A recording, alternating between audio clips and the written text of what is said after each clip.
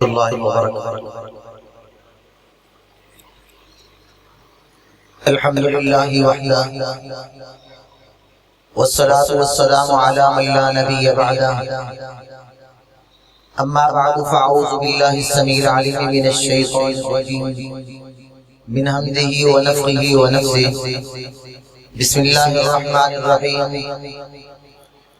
والسابقون الأولون من المهاجرين والأنصار والذين اتبعوهم بإحسان رضي الله عنهم ورضوا عنه وأعد لهم جنات تجري تحتها الأنهار خالدين فيها أبدا رضي الله عنهم ورضوا عنه ذلك الفوز العظيم۔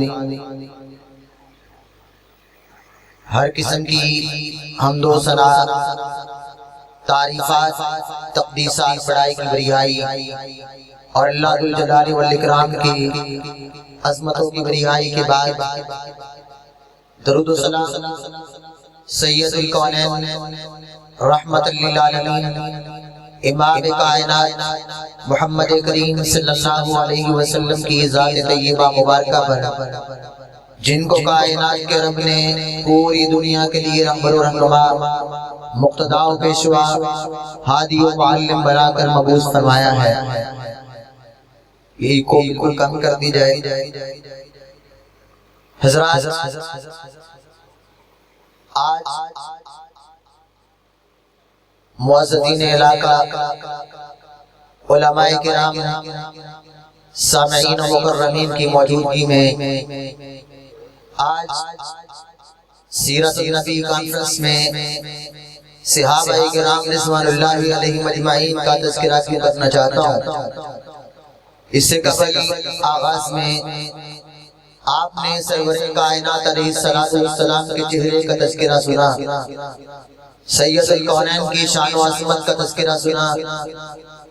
میں اپنی بات کو دلائل کے ساتھ مزین کرتے ہوئے سب سے پہلے کچھ تمہیدی نظریات آپ کے سامنے عرض کرنا چاہتا ہوں۔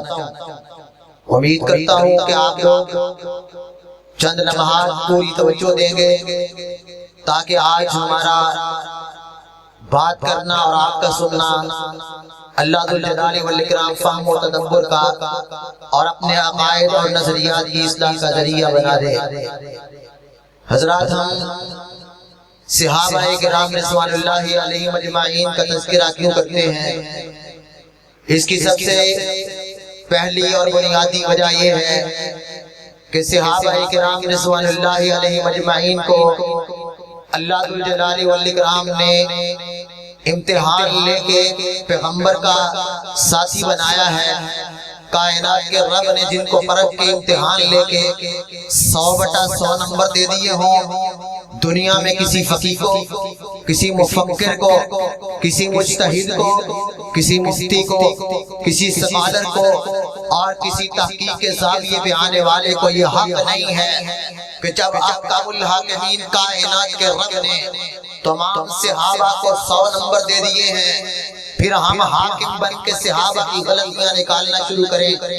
میں نے سورہ التوبہ اور قرآن مجید کا یہ سورہ توبہ کا مقام 100 نمبر آیت ہے، قرآن مجید کی سورہ توبہ ہے، یاد کرنے بڑا سوکھا نمبر ہے۔ سورہ توبہ کی آیت نمبر 100 ہے۔ کائنات کے رب نے ارشاد فرمایا، والسابقون الاولون من المہاجرین والانصار، جو سبقت لینے والے، ابتداء میں مسلمان ہونے والے مہاجرین و انصار تھے، والذین اتبعوہم بإحسان، اور پھر بعد میں آنے والے جو آخری صحابی تک بھی آیا ہے، رضی اللہ عنہم ورضوا عنہ، اللہ ذو الجلال والاکرام سب پہ راضی بھی ہو گیا ہے، اللہ نے جنتیں بھی ان کے نام کر دی ہیں۔ اللہ ذو الجلال والاکرام نے سورہ توبہ کی 100 نمبر آیت میں صحابہ کو اپنی رضا بھی عطا کر دی۔ اللہ ذو الجلال जलाल वल इकराम ने जन्नत के वादे भी दे दिए। जब रिज़ाली मिल गई, जन्नत भी मिल गई, कायनात के रब ने तमाम सहाबा के बारे में जब ये वादा किया है, इस वादे में सैयदना अबू बकर सिद्दीक रज़ी अल्लाह अन्हु भी शामिल हैं, उमर फारूक भी शामिल हैं, हैदर कर्रार भी शामिल हैं, सैयदना उस्मान भी शामिल हैं, तलहा और जुबैर भी शामिल हैं, साद और सईद भी शामिल हैं, अबू उबैदा बिन जराह भी शामिल हैं, अशरा मुबशरा भी शामिल हैं, अहले बदर भी शामिल हैं, अहले उहद भी शामिल हैं, अहले हुनैन भी शामिल हैं, अहले तबूक भी शामिल हैं, अबू सुफियान रज़ी अल्लाह अन्हु भी शामिल हैं, उनके फर्जंद अमीर मुआविया भी शामिल हैं, आखिरी आने वाला सहाबी भी शामिल है। अल्लाह सब के बारे में कहते हैं रज़ी अल्लाहु अन्हुम व रदु अन, और क्यों ना अल्लाह कहें, अल्लाह फरमाते उलाइका कतबा फी कुलूबिहिमुल ईमान, इनके दिलों में ईमान दुनिया वालों ने नहीं लिखा, अल्लाह जुल जलाली वल इकराम ने ईमान लिखा है। जिनके सीनों में ईमान कायनात के रब ने लिखा हो, बात मेरी नहीं है, अल्लाह के कुरान की है, जिनके सीनों पे अल्लाह ने ईमान लिख दिया है, फिर दुनिया वाले उनके ईमान पे, उनके अमल पे बात नहीं कर सकते। इसलिए सहाबा पे हाकिम बन के कटहरे में खड़ा करके उनके बारे में गुफ्तगू करने वाला अगर समझता है कि मैं कोई तहकीक का ज़ाविया पेश कर रहा हूँ, तो आज ये बात अच्छी तरह समझ लें, वो आदमी अल्लाह के फैसले पे हाकिम बन के रब के कुरान की आयत को झुटला रहा होता है। हज़रात, अल्लाह दुल जलाली वल इकराम ने कुरान मजीद में सहाबा इकराम रिज़वानुल्लाहि अलैहिम अजमाइन का चुनाव की बात की है कि अल्लाह ने उनको चुना है। और हदीस तय्यबा रसूल मुकर्रम अलैहिस्सलातु वस्सलाम के सहाबी सैयदना अब्दुल्लाह इब्न मसऊद रज़ी अल्लाह अन्हु फ़क़ीह उम्मत बयान करते हैं, कहते हैं अल्लाह दुल जलाली वल इकराम ने निगाह डाली तो मैं बात करना चाहता हूँ कि सहाबा अल्लाह का इंतखाब है। जब अल्लाह का इंतखाब है तो अल्लाह के इंतखाब पे तान नहीं होता। कहते अल्लाह ताला ने बंदों के दिलों को देखा तो कायनात में सबसे अच्छा दिल मुहम्मदुर रसूलुल्लाह सल्लल्लाहु अलैहि वसल्लम का था। पूरी कायनात में सैयदना आदम अलैहिस्सलाम से लेके तमाम अंबिया, तमाम सुलहा, तमाम अत्किया, तमाम फुक़हा, पूरी कायनात के इंसानों में सबसे आला दिल मेरे और आपके पैगम्बर का दिल है। अल्लाह दुल जलाल वल इकराम ने ख़ातमुन नबिय्यीन बनाने के लिए, अपना महबूब बनाने के लिए, रहमत लिल आलमीन बनाने के लिए उस हस्ती का इंतखाब किया। और अल्लाह दुल जलाल वल इकराम ने दूसरी निगाह डाली। सहाबी अब्दुल्लाह इब्न मसऊद रज़ी अल्लाह अन्हु बयान कर रहे हैं, हदीस तय्यबा में तज़किरा है, कायनात के पैगम्बर का जिस तरह दिल आला था, अल्लाह दुल जलाल वल इकराम ने सहाबा का इंतखाब किया, पैगम्बर का साथी बना दिया। जब रब जुल जलाल का इंतखाब है, अल्लाह का इंतखाब गलत नहीं हो सकता। अल्लाह ने अपने नबी के सहाबा का इंतखाब किया है। तीसरी बात रसूलुल्लाह सल्लल्लाहु अलैहि वसल्लम की हदीस है, इमाम हाकिम रहमतुल्लाहि अलैह मुस्तदरक हाकिम में हदीस लाए हैं, हदीस नंबर 2654 है।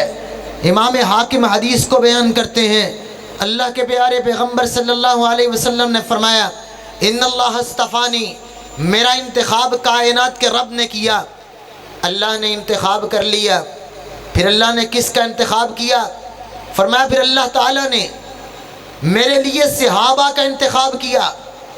और अल्लाह ने सहाबा की 3 कैटेगरियाँ बनाई, वजअलहुम अंसारन व वुज़रा व असहारन। अल्लाह ने कुछ सहाबा को मेरा वज़ीर बना दिया, कुछ सहाबा को मेरा अंसार बना दिया, कुछ सहाबा को मेरा असहार रिश्तेदार बना दिया। अब सहाबा वुज़रा अल्लाह के पैगम्बर के बाद खिलाफत पे कायम हुए, सहाबा अंसार अल्लाह के नबी के साथ मिलके मैदान कारसार में, मैदान दावत में लगे। अल्लाह के नबी के रिश्तेदार, किसी ने अपनी बेटी दी है, किसी ने अपनी बहन का रिश्ता पैगम्बर को दिया है, कहीं अल्लाह के पैगम्बर के ससुराल हैं। अल्लाह के नबी सल्लल्लाहु अलैहि वसल्लम ने फरमा दिया था, जब ये इंतखाब कायनात के रब का है, جس کو چاہے نبی کا سسر بنا دے، جس کو چاہے نبی کا برادر نسبتی بنا دے، جس کو چاہے نبی کا رشتہ دار بنا دے۔ اللہ ذوالجلال والاکرام جب ان کا انتخاب کرتا ہے، پیغمبر کائنات کہتے ہیں ہم نے صحابہ کا احترام کیوں کرنا ہے؟ یہ رب کا انتخاب ہے، اور جو پیغمبر کے اور رب کے انتخاب کے بعد ان پہ تان کرتا ہے، اپنی زبان دراز کرتا ہے، ان پہ حاکم بن کے تحقیق کے زاویے پیش کرتا ہے، اور غلط سلط روایات سے، ضعیف روایات سے، موضوع من گھڑت قصوں سے، تاریخ کی باتوں سے قرآن اور حدیث پہ حاکم بنتا ہے، فیصلہ پیغمبر کا ہے۔ فمن سبہم فعلیہ لعنۃ اللہ والملائکۃ والناس اجمعین لا يقبل اللہ منہ صرفا ولا عدلا۔ امام حاکم نے مستدرک حاکم میں یہ صحیح سند کے ساتھ بیان کیا ہے۔ کونین کے تاجدار کہتے ہیں جس نے اللہ کے انتخاب پہ، میرے وزراء پہ، میرے انصار پہ، میرے صحابہ پہ تان کیا، ان کو غلط سلط کہا، ان کو تنقید کا نشانہ بنایا، فعلیہ لعنۃ اللہ، اس پر کس کی لعنت ہے؟ میرے خیال میں بات سمجھ نہیں آ رہی آپ کو، تو پھر بول کے کہ فعلیہ لعنۃ اللہ، اس پہ کس کی لعنت ہے؟ والملائکہ، کس کی لعنت ہے؟ فرشتوں کی، والناس اجمعین، پوری کائنات کی انسانیت کی لعنت ہے۔ اگلا مرحلہ، لا يقبل اللہ منہ صرفا ولا عدلا، نہ اس کی اللہ فرضی عبادت قبول کرتے ہیں، ولا صرفا، اللہ نفلی عبادت بھی قبول نہیں کرتے، ولا عدلا، اللہ فرضی عبادت بھی قبول نہیں کرتے۔ لہٰذا آج میں دعوت فکر دینا چاہتا ہوں۔ حضرات، میڈیا کا دور ہے، آج کوئی شخص ایک کلپ بناتا ہے، کبھی وہ سیدنا ابو سفیان رضی اللہ عنہ پہ بات کرتا ہے، آج کوئی بات کرتا ہے امیر معاویہ رضی اللہ عنہ پہ بات کرتا ہے، کوئی بات کرتا ہے ابو موسیٰ اشعری رضی اللہ عنہ پہ بات کرتا ہے، کوئی بات کرتا ہے سعد بن ابی وقاص رضی اللہ عنہ پہ بات کرتا ہے، کوئی بات کرتا ہے اسلام کے حسین گلدستوں پہ بات کرتا ہے، کوئی بات کرتا ہے نبی کے صحابہ پہ بات کرتا ہے۔ اس کو سوچ لینا چاہیے، اور میرا اور آپ کا عقیدہ ہونا چاہیے، ہم رب کے قرآن کے ماننے والے ہیں، ہم پیغمبر مصطفیٰ کی حدیث کے وفادار ہیں، اور ہم نے پیغمبر کے صحابہ سے وفاداری کی ہے، تو اس لیے کہ وہ نبی کے صحابہ ہیں، کیونکہ پیغمبر نے کہا تھا فمن احبہم فبحبی احبہم ومن ابغضہم فببغضی ابغضہم، جو صحابہ سے پیار کرتا ہے درمیان میں رشتہ نبی کا ہے، کیونکہ یہ نبی کے صحابہ ہیں۔ ہم نے صحابہ کی عظمت کو سمجھا ہے تو صرف رسول اللہ کی وجہ سے سمجھا ہے، اگر وہ پیغمبر کے صحابہ نہ ہوتے، آج میں اس کرسی میں بیٹھ کے ان کا دفاع نہ کرتا۔ کوئی میرے باپ کو گالی دے گا، میں شاید دفاع نہ کر پاؤں، کوئی میری ماں کو برا کہے، شاید میں دفاع نہ کر پاؤں، کوئی میری اولاد کو برا کہے، شاید دفاع نہ کر پاؤں، کوئی میرے امیر کو برا کہے، میں دفاع نہ کر پاؤں، کوئی میرے منتخب لیڈر کو برا بلا کہے، شاید اس کا دفاع نہ کر پاؤں، کوئی آدمی محدث پہ تان کرے، شاید دفاع نہ کر پاؤں، کوئی تابعی پہ تان کر دے، شاید دفاع نہ کر پاؤں، لیکن صحابہ کا دفاع کیوں کرتے ہیں؟ جب میں قرآن کو اٹھاتا ہوں، کائنات کے رب نے سیقول السفہاء کی آیت نازل کر کے نبی کے صحابہ کا دفاع کیا ہے۔ جب میں پیغمبر کی مجالس دیکھتا ہوں، پیغمبر کائنات نے صحابہ کا دفاع کرتے ہوئے کہا اذا اتاکم فی اصحابی فامسکوا، صحابہ کے بارے میں زبان نہ کھولنا، ہر تارک لی اصحابی، میرے صحابہ پہ تبصرے نہ کیا کرو۔ نبی کائنات نے صحابہ کا دفاع کیا۔ میں صحابہ کو دیکھتا ہوں، صحابہ نے اپنے ساتھیوں کا دفاع کیا۔ جب میں تابعین کو دیکھتا ہوں، صحابہ کا دفاع کیا۔ جس کا دفاع اللہ ذوالجلال والاکرام کرے، جس کا دفاع پیغمبر زمان کرے، اس کا دفاع ہم بھی کریں۔ یہ پیغمبر کی سیرت طیبہ ہے کہ نبی کائنات نے صحابہ کا دفاع کیا اور فرما دیا جو صحابہ پہ تان کرتا ہے، نہ رب اس کی نفلی عبادت قبول کرتا ہے، نہ فرضی عبادت قبول کرتا ہے۔ حضرات، سرور کائنات علیہ السلام کے صحابہ کا مقام و عظمت بہت زیادہ ہے۔ قرآن مجید کی بہت سی آیات ہیں، میں صرف احادیث کے کچھ اشارات آپ کے سامنے رکھتے ہوئے بات کو سیدنا ابو سفیان رضی اللہ تعالیٰ عنہ اور امیر معاویہ رضی اللہ عنہ پہ سمیٹنے کی کوشش کروں گا۔ سیدنا عبداللہ ابن عمر رضی اللہ تعالیٰ عنہ حدیث کے راوی ہیں، اور حدیث کی معروف کتاب سنن ابن ماجہ میں حدیث ہے۔ یہ حوالے نوٹ کر لیں، سینے میں باتیں محفوظ کر لیں۔ میں سمجھتا ہوں کہ میں اگر اپنی طرف سے بات کروں گا تو میں اللہ کا مجرم ہوں، اور اگر میں رسول اللہ کی بات کروں، صحابہ کے اقوال بیان کروں تو یہ میرا حق ہے۔ اللہ کے نبی صلی اللہ علیہ وسلم کے صحابہ کیا کہتے ہیں؟ سیدنا عبداللہ ابن عمر رضی اللہ عنہ نے کہا تھا کہ صحابی کا مقام کیا ہے؟ فلا مقام احدہم مع النبی صلی اللہ علیہ وسلم خیر من عمل احدکم عمرہ۔ اور امام ابو داود رحمۃ اللہ علیہ نے جو حدیث نقل کی ہے اس کے الفاظ ہیں وَلَوْ عُمِّرَ عُمْرَ نُوحٍ۔ حضرات، اگر آج تم میں سے کوئی شخص اس کو اتنی عمر مل جائے جتنی نوح علیہ السلام کی عمر ہے، نوح علیہ السلام کی صرف تبلیغ کی عمر 9 صدیوں سے زیادہ ہے۔ ہماری عمریں تو 60-70 سال ہوتی ہیں، لیکن 1 صدی 2 صدیاں 9 صدیوں سے زیادہ تبلیغ کی عمر ہے۔ تو سیدنا عمر رضی حضرت نوح علیہ السلام کی عمر کل کتنی ہوگی؟ بعض مفسرین نے لکھا 1000 سے زیادہ ان کی عمر تھی۔ فرمایا ایک آدمی کو عمر نوح مل جائے اور زندگی کا ہر دن عبادت میں گزر جائے، وہ آدمی اعمال صالحہ بھی کرتا ہے، نمازیں بھی پڑھتا ہے، روزے بھی رکھتا ہے، سارے اعمال کرتا ہے، اس کی 1000 سال کی عبادت ایک طرف ہے، لیکن نبی کے صحابہ کا مقام کیا ہے کہ جو ایک لمحہ کسی شخص کو رسول کائنات علیہ السلام کے ساتھ مل گیا، ایک لمحہ بھی اس نے رسول اللہ کے ساتھ گزارا ہے موقع صحابیت پہ، یا اس نے نبی کائنات کے ساتھ میدان کارزار میں گزارا ہے، اس کی ساری زندگی کی عبادت ایک طرف ہو، نبی کائنات کے صحابی کے ایک لمحہ صحابیت کی عظمت کا مقابلہ نہیں کر سکتا۔ حضرات، بعض لوگ کہہ دیتے ہیں کہ جناب امیر معاویہ رضی اللہ عنہ اور ابو سفیان رضی اللہ عنہ ساری زندگی نبی کی مخالفت کرتے رہے، 13 سال مکے میں نبی سے دشمنی کی ہے، اور غزوہ بدر کا میدان لگا تو ابو سفیان اور امیر معاویہ رضی اللہ عنہ مخالف کھڑے تھے۔ احد کا میدان سجا، ابو سفیان مخالف کھڑے تھے۔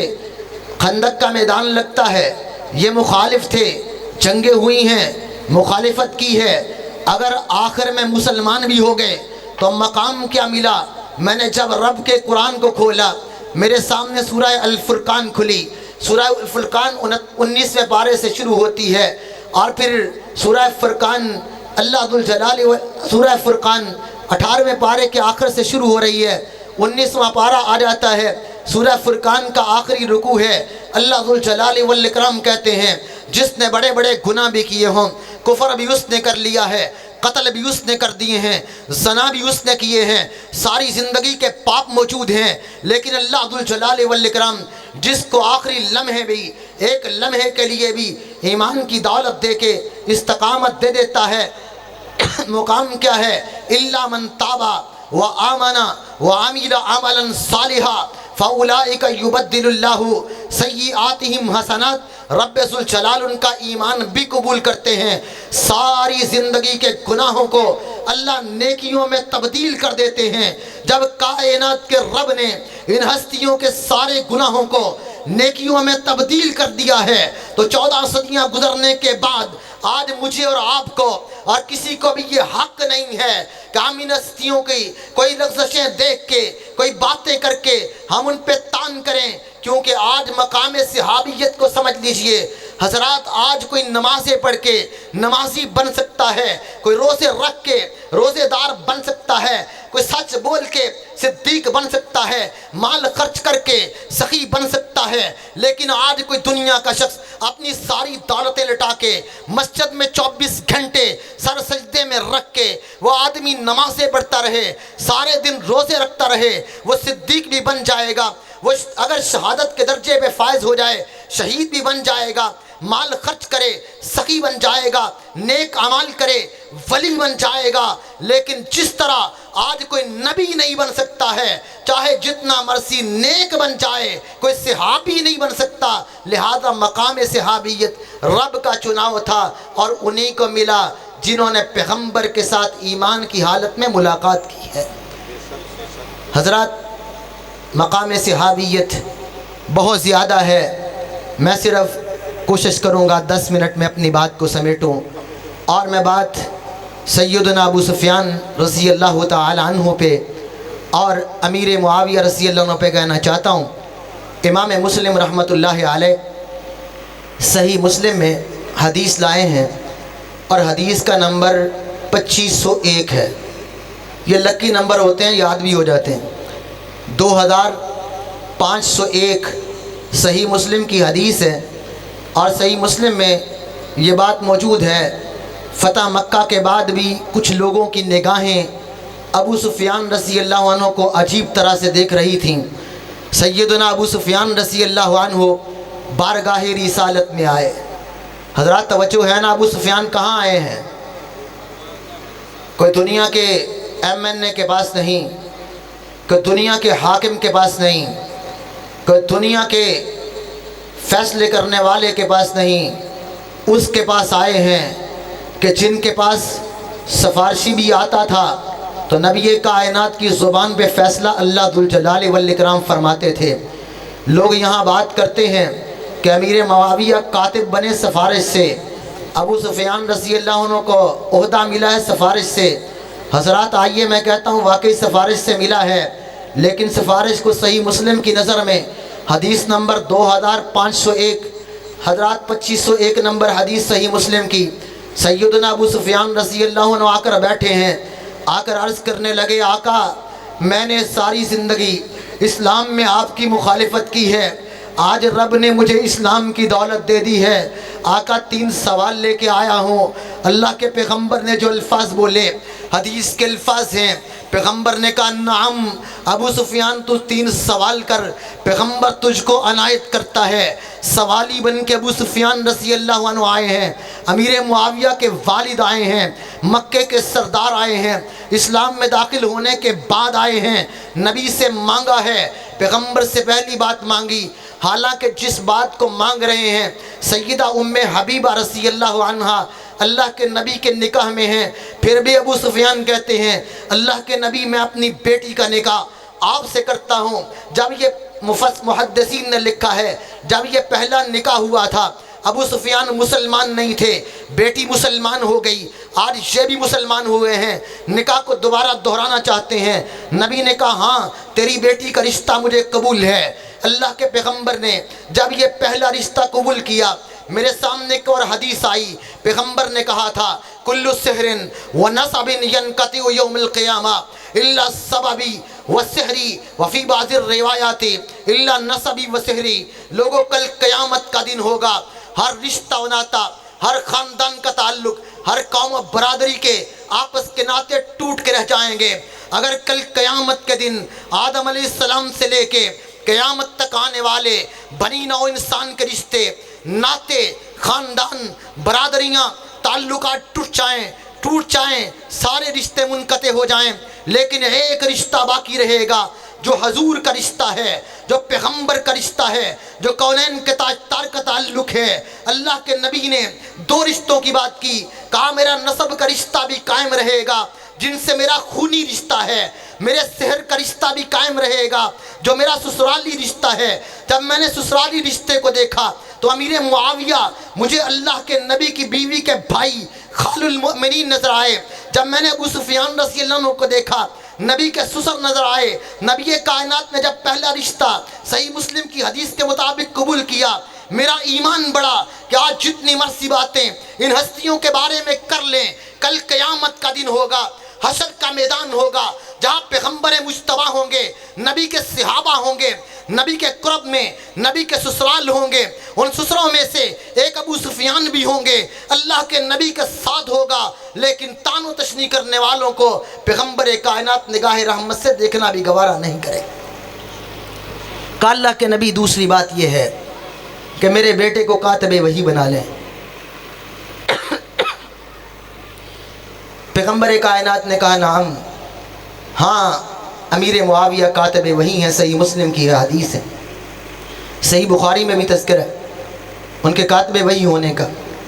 تیسری بات کہ اللہ کے نبی زندگی بھر اسلام کی مخالفت کی ہے۔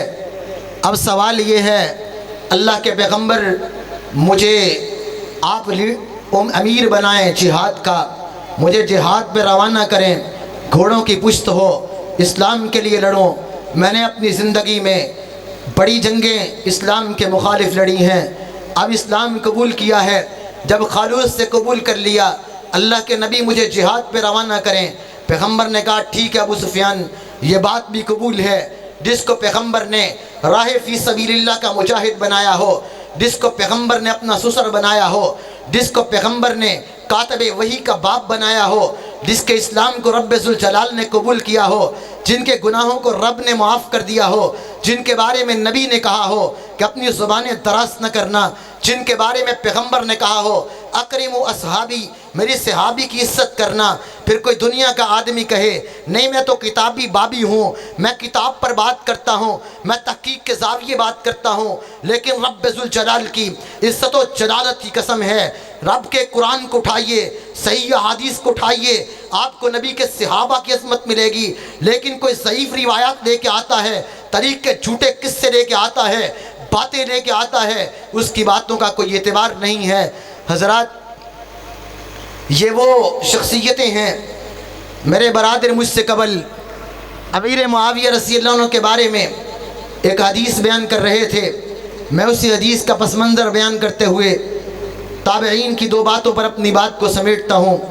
صحیح بخاری کی حدیث ہے، امام بخاری رحمۃ اللہ علیہ نے صحیح بخاری کے اندر کئی مقامات پر یہ حدیث لائے ہیں، اور اس حدیث کا ایک نمبر آپ یاد کر لیں، صحیح بخاری 2800 نمبر حدیث نکالیں، 2800 صحیح بخاری کی حدیث، میں وہ سوکھے آسان نمبر آپ کے سامنے رکھ رہا ہوں جو آپ کو یاد بھی رہ جائیں۔ آپ صحیح بخاری میں کئی مقامات پر یہ حدیث پائیں گے، لیکن جس مقام سے میں آپ کے سامنے تذکرہ کرنا چاہتا ہوں وہ صحیح بخاری کا 2800 نمبر حدیث کا مقام ہے۔ اللہ کے پیغمبر صلی اللہ علیہ وسلم ایک دن اپنی رضائی خالہ سیدہ ام حرام بنت ملحن رضی اللہ تعالی عنہ کے گھر میں محو استراحت ہیں، نبی کی رضائی خالہ ہیں، اور رضائی خالہ بھی حقیقی خالہ کی طرح ہی رشتے میں محرم ہوتی ہے۔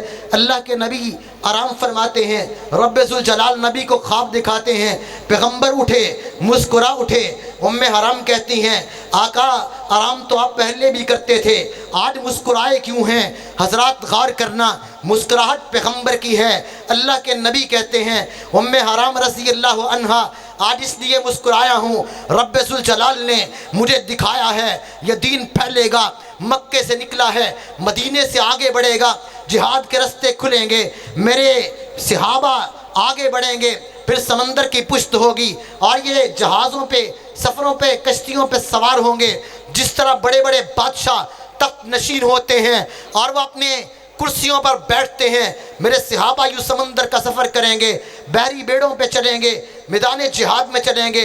فرمایا اول جیش من امتی یغدون البحر فقد اوجبوا، میری امت کے جو لوگ سب سے پہلے سمندری جہاد کریں گے انہوں نے جنت کو واجب کر لیا ہے۔ پیغمبر نے بات کہہ دی۔ سیدہ ام حرام بنت ملحان رضی اللہ عنہ کہتی ہیں اللہ کے نبی جب وحی کے ساتھ رب نے آپ کو یہ دکھائی دیا ہے، آپ میرے لیے دعا کریں اللہ ذوالجلال والاکرام مجھے بھی ان میں شامل فرما دے، اللہ مجھے بھی ان میں شامل فرمائے۔ اللہ کے نبی صلی اللہ علیہ وسلم کہتے ہیں انتی منہم، زبان نبوت سے کہا ام حرام تو اس گروہ میں شامل ہے جس کو اللہ بحری جہاد کی سعادت نصیب کرے گا، اور اللہ تجھے جنت نصیب کرے گا۔ رسول کائنات علیہ الصلوۃ والسلام کی وفات ہوئی، آپ کے بعد خلیفہ ابو بکر صدیق رضی اللہ عنہ بنے، ان کے بعد عمر خطاب رضی اللہ عنہ کا دور گزر گیا۔ 28 ہجری آئی اور رومی اس وقت کے جو بڑے حکومت والے تھے وہ مسلمانوں پہ حملے کرنے لگے، سمندری اور بحری بیڑے بیچنے لگے۔ امیر معاویہ رضی اللہ عنہ نے پیغام بھیجا، عثمان غنی رضی اللہ عنہ سے اجازت طلب کی۔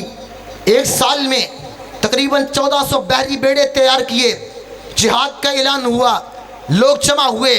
ام حرام بنت ملحن مدینے سے چلیں، جب شام میں پہنچی امیر معاویہ رضی اللہ عنہ کے محل میں دستک دی، کہا امیر معاویہ ہم آئے ہیں، تعارف کروایا، کہا جہاد پہ جانا چاہتی ہوں۔ امیر معاویہ نے کہا کہ عورتیں تو جہاد پہ نہیں جایا کرتی، مرم پٹی تو میدانوں میں ہوتی ہے، یہ بحری جہاز میں آپ کا کیا کام؟ کہنے لگی امیر معاویہ پیغمبر کی حدیث سناتی ہوں، پیغمبر نے کہا تھا پہلا جب غزوہ چلے گا، جہاد کے میدان میں اترے گا، سمندر کی پشت پہ چلے گا، اللہ نے جنت واجب کی ہے، میں نے اپنے حق میں دعا کروائی تھی، نبی نے کہا تھا انت منہم، مجھے یقین ہے آسمان ٹوٹ سکتا ہے، زمین مٹ سکتی ہے، نبی کی بات میں شک نہیں ہے، اللہ مجھے یہ موقع دے گا۔ اجازت ملی، جہاد پہ چلی۔ جب یہ بحری بیڑے وہ سمندری سفر کو پار کر کے میدانی علاقے میں چلے، سواری لائی گئی، سوار ہوئی، سواری سے گریں، اللہ نے مقام شہادت نصیب کیا۔ جہاں ام حرام کو اس حدیث کو بیان کرتے ہوئے اور اللہ کے نبی سے دعا کروا کے 28 ہجری میں بحری جہاد کے ذریعے ام حرام کو رب کریم کی توفیق سے، اللہ کے نبی کی بشارت سے جنت عطا ہوئی ہے۔ اس بحری بیڑے کے لشکر امیر معاویہ رضی اللہ عنہ تیار کرنے والے اول غازی ہیں۔ ایک حدیث میں مغفور لہم کی بشارت بھی ہے، جنت کا اعزاز بھی ہے، جس کو اللہ کے نبی جنتی کہتے ہیں، اس کے بارے میں مجھے اور آپ کو بات کرنے کا حق نہیں ہے۔ ایک بہت بڑے تابعی کہتے ہیں میں نے عمر بن عبدالعزیز رحمہ اللہ کا دور دیکھا، میں نے اپنی نگاہ سے، جس کو آج دنیا خلیفہ راشد کہتی ہے، انہوں نے کبھی اپنے ہاتھ سے کسی کو سزا نہیں دی، لیکن میں نے عجیب منظر دیکھا، اور یہ تاریخ دمشق میں ابن عساکر نے نقل کیا، تاریخ دمشق میں صحیح سند کے ساتھ موجود ہے۔ میں نے ایک آدمی کو دیکھا کہ وقت کا خلیفہ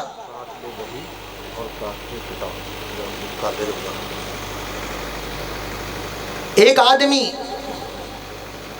عمر بن عبدالعزیز رحمہ اللہ کے سامنے ہے اور درہ ان کے ہاتھ میں ہے، وقت کا خلیفہ راشد ہے عمر بن عبدالعزیز رحمہ اللہ، اور وہ ایک آدمی کو درے مار رہے ہیں۔ کہا یہ کون شخص ہے جس کو آج خلیفہ وقت، جس نے کبھی کسی کو نہیں مارا، آج کس شخص کو مار رہا ہے؟ فرمایا یہ وہ شخص ہے جو کاتب قرآن، کاتب وحی، اللہ کے نبی صلی اللہ علیہ وسلم کے قریبی ساتھی سیدنا امیر معاویہ رضی اللہ عنہ، جو وحی کے بھی کاتب تھے، نبی کے خطوط کے بھی کاتب تھے، نبی کی احادیث کے بھی کاتب تھے، قرآن کے کاتب تھے، اللہ نے ان کو امین بنایا تھا، وحی کے لیے نبی نے چنا تھا۔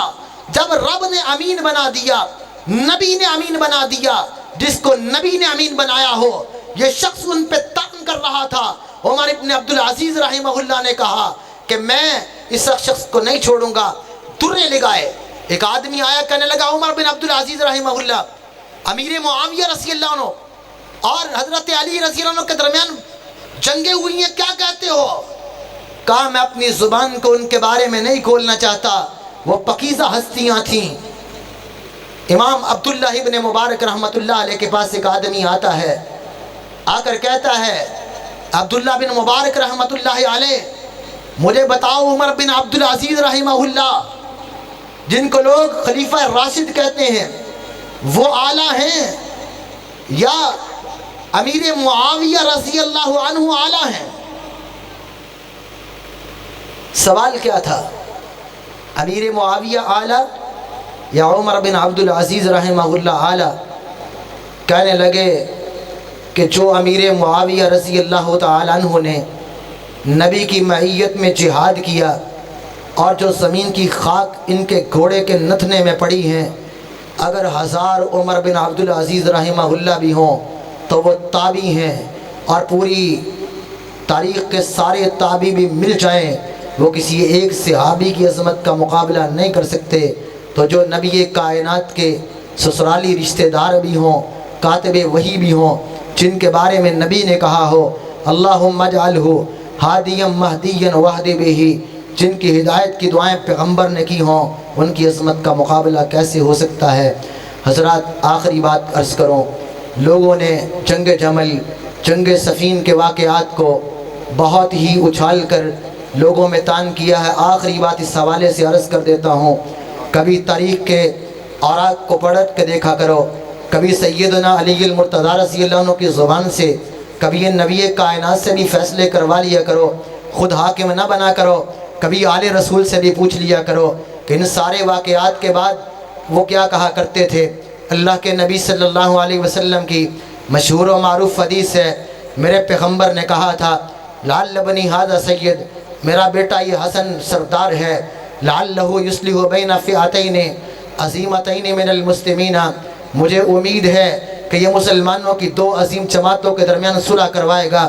جنگ جمل بھی ہو چکی ہے، جنگ صفین بھی ہو چکی ہے، اور پھر امیر معاویہ رضی اللہ عنہ کو ممبر پہ حضرت حسن رضی اللہ عنہ نے بٹھایا ہے، کہا آپ نہ ہاتھ نکالیے، ہاتھ امیر معاویہ کا ہے، ممبر مسجد کا ہے۔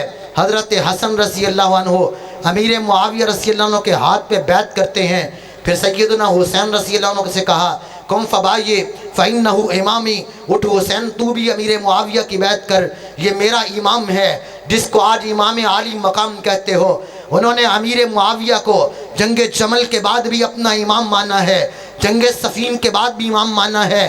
جب جنگ جمل و صفین کے بعد حسنین کریمین نے ان کو اپنا امام مان لیا ہے، جو نبی کی آل سے محبت کرتا ہے، اہل بیت سے محبت کرتا ہے، حسنین کریمین سے محبت کرتا ہے، تو جس امیر معاویہ رضی اللہ عنہ کو انہوں نے اپنا امام مانا ہے، پھر کتنا امام مانا؟